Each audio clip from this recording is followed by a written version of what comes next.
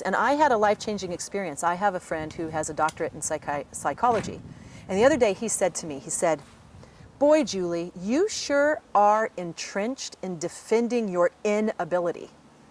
Because everything I used to say to him, I'd go, "But I have bipolar disorder, but I can't. But I have bipolar disorder." And it's true.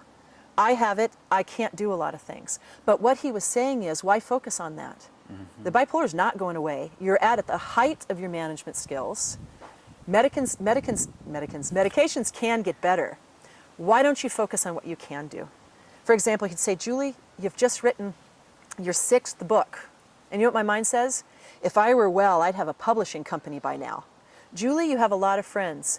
If I were better, I'd have this relationship with this really rich, amazing guy, and I'd live in a big house." That's how my mind talks. If I didn't have bipolar disorder, I could be a journalist traveling the world.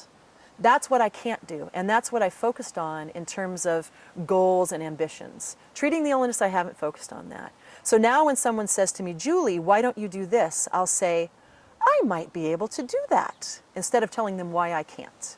And that's the biggest step that I think I've made, and that I think once people go through management, they can get to this step and say, "Okay, here's where I am.